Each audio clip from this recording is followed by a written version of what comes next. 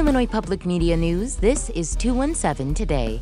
I'm Kimberly Schofield. It's Thursday, September 26th.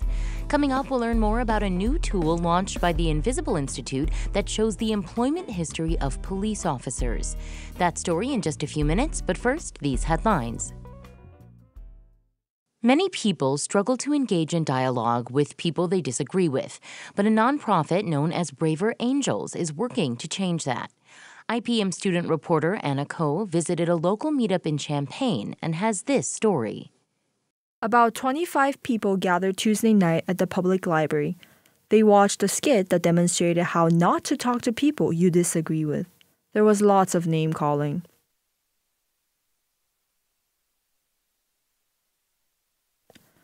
In small groups, people discussed what makes it so hard to listen to people with different political views.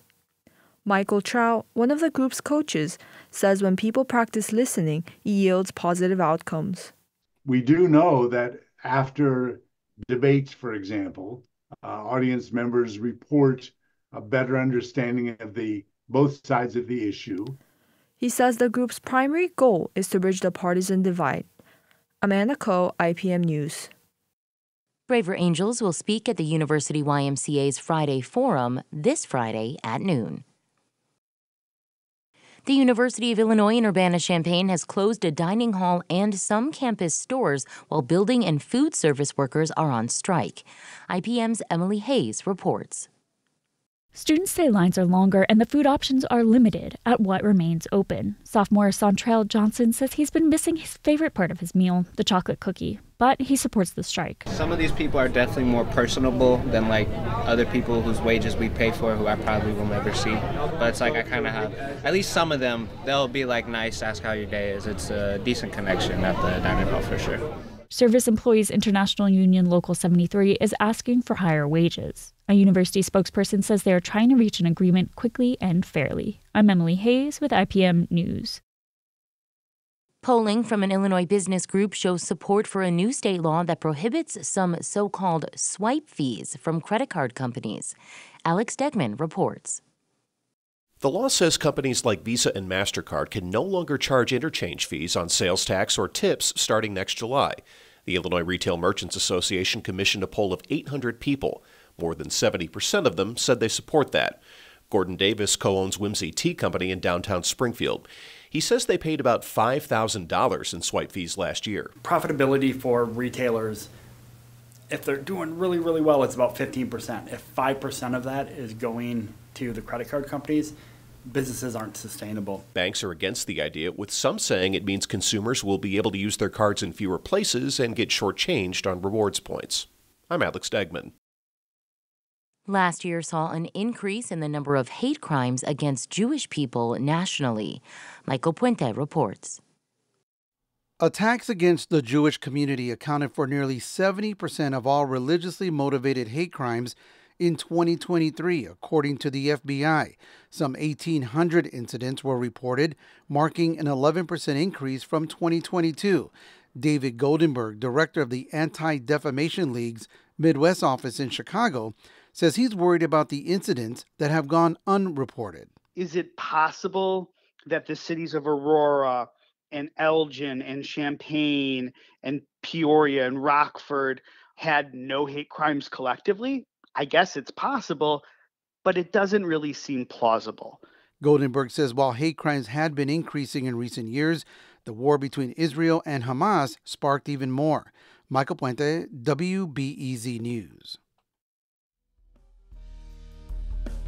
Still to come, we'll learn more about a new tool launched by the Invisibl Institute that shows the employment history of police officers. That story is coming up next on 217 Today, but first, meteorologist Andrew Pritchard with your forecast. I'm meteorologist Andrew Pritchard with your IPM News forecast for Champaign-Urbana. For today, look for mostly sunny skies with a high of 78 degrees and a northeast wind 5 to 10 miles per hour. Tonight, mostly cloudy with a chance of light rain and a low of 63 degrees, northeast wind 10 to 15 miles per hour.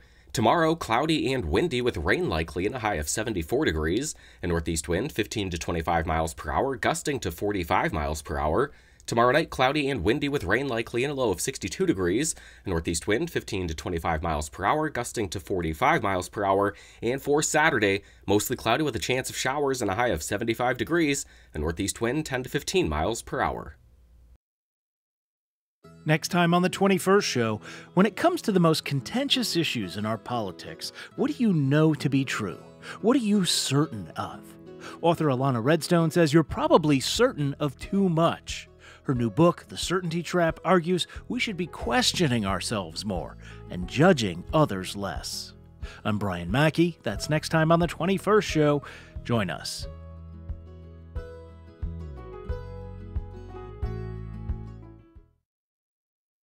You're listening to 217 Today. I'm Kimberly Schofield.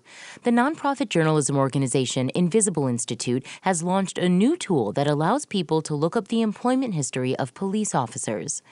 The tool comes 2 months after Sangamon County Deputy Sean Grayson killed Sonia Massey in her home in Springfield. Records show Grayson worked at 5 different police departments prior to the shooting and had documented misconduct in at least 2 of those departments. To learn more about the National Police Index, I'm joined by Sam Stecklow. He's an editor and reporter with Invisibl Institute. Sam, tell us more about the motivation for creating this new tool. So this kind of information has been something that Invisibl Institute has been interested in since we launched our Civic Police Data Project in Chicago in 2015 and 2016. And that is a database that shows police misconduct, use of force, and other data for the Chicago Police Department. And we knew pretty quickly that obviously police misconduct does not end at city limits. And so we began asking questions about what other data outside of the city of Chicago can we get. Of course, we can get data and records from individual police departments like the Chicago Police Department, but there's also this entity called the Illinois Law Enforcement Training and Standards Board that is responsible for overseeing the certification of all police officers in Illinois, and they actually track police employment changes and the reported reason for those employment changes, such as an officer resigned, retired, was terminated, going back, a number of years. And so that's data that we began to collect with a lot of reporting and legal and other partners in states across the country. And we were able to launch this tool, the National Police Index, last week with 17 states, including Illinois, with several more planned to launch in the coming weeks and months. Where does the information provided on the National Police Index come from? Yeah, so every single state has a police officer standards and training board. They're usually called posts. In Illinois, it's the Law Enforcement Training and Standards Board, except for one state has some kind of entity like this. And these bodies are responsible for issuing certifications, or sometimes they're called licenses, to police officers. And many states also have the ability to strip these certifications of police officers, but it's usually a very high bar in Illinois. Until the Safety Act passed, it was being convicted of a felony or several specific misdemeanors. And so the data really shows how many officers are able to transfer between departments and transfer after being terminated at departments in many states. Illinois has had a similar officer lookup tool that allows users to see which departments an officer has worked for. What makes this new tool different? Yeah, so this new tool that the Law Enforcement Training and Standards Board launched sometime last year allows users to search the name of an officer. And so this is what allowed a lot of reporting, early reporting about Sean Grayson having worked for 6 police departments in just a few years. But it requires knowledge of the name of the officer, and it does not show the reason why an officer left an agency. Our tool allows for filtering and browsing by agency as well as officer, or simply date, or the reason for separation. There's all sorts of ways that you can utilize the data. You can download the data. And then the reason for separation is also a very useful point. Now, I'll say it is only as accurate as the department reporting it to the state. And so we recently had reporting with IPM News about Sean Grayson's departure from the Kincaid Police Department, where the police chief reported that it was only related to him not wanting to live within a certain, radius of the village. And we know that around that same time, there was issues with evidence in a criminal case that Grayson had brought in that village. And it's potential that there's the potential that his departure was not just related to him not living within a certain radius of the village. So it's only as accurate as the departments who are reporting up to the state. But even that question is something that is interesting and worth digging into. But just the caveat that our data comes directly from the state. We don't do anything except some very light cleaning and processing. And so all of the information is simply what the state provides to us and what they receive from police departments. Sam, is there anything else that you would like to add?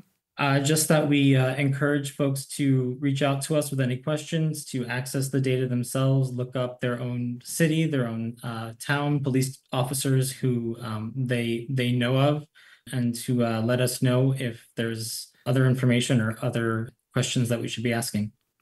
Sam Steklow is an editor and reporter with Invisibl Institute, a nonprofit journalism organization which IPM partners with to report on local policing issues. Sam, thank you so much for taking the time. Thank you for having me. That's it for today. 217 Today is produced by Stephanie Mosqueda.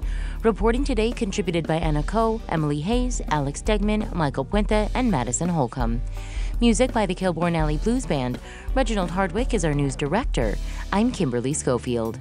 217 Today is a production of Illinois Public Media. Thanks for listening, stay safe, and we'll talk to you again tomorrow.